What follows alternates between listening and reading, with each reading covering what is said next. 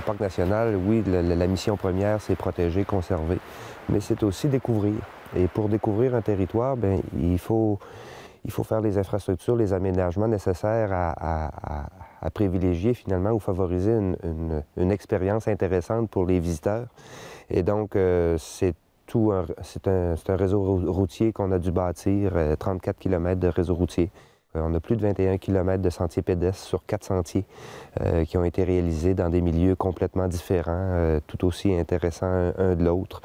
C'est une piste cyclable de 6,7 km aussi qui longe le lac à partir du Vieux-Quai jusqu'à la passerelle Touladi. C'est un centre de découverte et de service aussi qui va prendre place en bordure du lac Témiscouata, où à l'intérieur, il y aura un espace découverte avec parc-parcours, donc une nouvelle façon de découvrir les parcs à partir d'outils technologiques.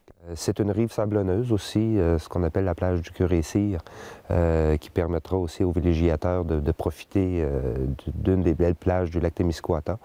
Ce sont des refuges sur le territoire, ce sont des sites de canaux camping. C'est un bâtiment comme ici, qu'on appelle le centre de service du Petit Lac Touladi, qui est à proximité de Squatec, donc à 8 km de Squatec, près de la porte d'entrée finalement du parc. Donc, qui permettra aux visiteurs de venir vivre l'expérience du canot, en particulier sur le Petit, le Grand Lac Touladi, pour se rendre à un aménagement qui va être aussi très intéressant, qui s'appellera le Jardin des Mémoires. On est sur le Jardin des Mémoires. C'est le cœur historique et puis c'est le cœur naturel du parc. On est à la décharge du Grand Lac Touladi. Et puis sur ce site-là, on retrouve à peu près toutes les époques, depuis la préhistoire jusqu'à aujourd'hui. Tout le monde s'est arrêté là à un moment ou à un autre, au cœur de l'histoire. Et puis ici, on va avoir un aménagement qui va permettre aux gens de découvrir les grandes périodes, la préhistoire, l'époque de contact avec les Malécites, l'époque de l'exploitation forestière. Les grands défis, c'était justement de rentrer sur le territoire, de faire des aménagements tout en conservant ou en gardant en première ligne la mission fondamentale des parcs nationaux du Québec. Donc, on ne pouvait pas arriver puis de faire des infrastructures, des aménagements sans tout d'abord, ou d'abord et avant tout, avoir le principe de précaution, s'assurer que l'ensemble de nos aménagements minimise les impacts finalement, tant au niveau de la faune, de la flore, mais au niveau du patrimoine culturel. Il ne fallait pas faire d'erreur. Chaque geste qu'on pose, c'est un geste important. Donc le premier enjeu, ça a été de faire les bons choix. Après, on a beaucoup d'enjeux comme la qualité de l'eau. On a un immense bassin versant. Un des éléments les plus caractéristiques, les plus importants au parc national, c'est le ravage de chevreuil, là, qui couvre à peu près 80% de la superficie du parc. Donc, on a aussi le pigargue à tête blanche, qui niche au parc, qui est une espèce vulnérable au Québec. On a beaucoup de fleurs, des orchidées, des plantes rares, que ce soit dans la montagne du Fourneau, que ce soit au bord du lac Témiscouata. Après, il y a d'autres sujets intéressants. Il y a le pointu, le corégone.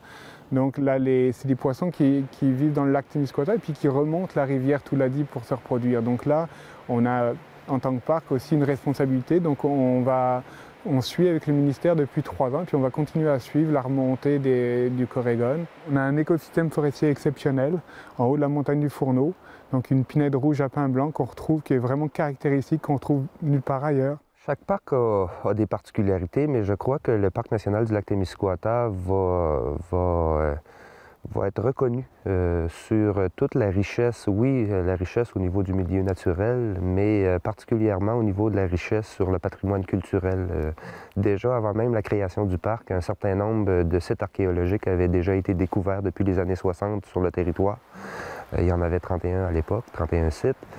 Et même suite aux travaux qu'on a réalisés là, pour mettre en place les différentes infrastructures, avec toutes les études préalables par principe de précaution, pour s'assurer justement qu'on protège ce patrimoine culturel-là. Il y a plus d'une dizaine d'autres sites qui ont été découverts. Donc le territoire ici est un lieu de passage historique. Donc ça fait depuis des centaines d'années, sinon des milliers d'années, que l'être humain côtoie cette nature-là qui a évolué avec les années. Et c'est ce qu'on va tenter de mettre en valeur là, au niveau du Parc national du lac Témiscouata. C'est sans doute ce lien entre nature et culture qui est le plus marquant sur le territoire. Parce que Un environnement comme celui-là, un environnement naturel, c'est sûr, il est exceptionnel, mais on en retrouve des endroits exceptionnels comme ça un peu partout au Québec. Par contre, l'intensité du lien entre l'homme et la nature, ici, est tout à fait incroyable. Depuis 8000 ans, 10 000 ans, on ne sait pas, l'homme est venu ici, il a traversé ce territoire, il s'y est établi un petit peu, il est reparti. Et puis, depuis, on va dire, 10 000 ans, il y a eu une relation qui s'est tissée entre l'humain et la nature. Il y a 8000 ans peut-être, la montagne derrière nous, il y avait des affleurements de chert. Le chert a été utilisé pour tailler des outils, pour tailler des armes. Après, il y a eu les maléfiques qui sont passés, qui ont utilisé le territoire pour les plantes, pour les animaux. Les bûcherons sont passés après, ils ont exploité la forêt. Les vestiges qu'on peut voir derrière moi, les estacades, c'était des estacades en pierre qui servaient à arrêter le bois au moment de la drave. La notion de richesse a évolué au fur et à mesure du temps, mais elle a tout le temps été là. Il y a toujours eu un lien extrêmement fort entre les gens et ce territoire-là. Je pense que ça va être une question de fierté. Une fierté des gens d'ici qui vont prendre conscience aussi que le territoire est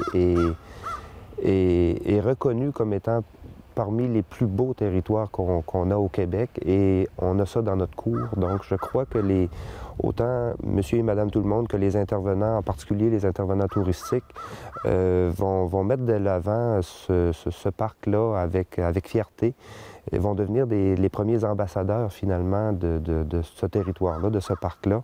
Et je crois que ça va avoir un impact sur l'ensemble de l'industrie touristique et du développement de la région, comme un attrait majeur là, du Témiscouata, du Bas-Saint-Laurent.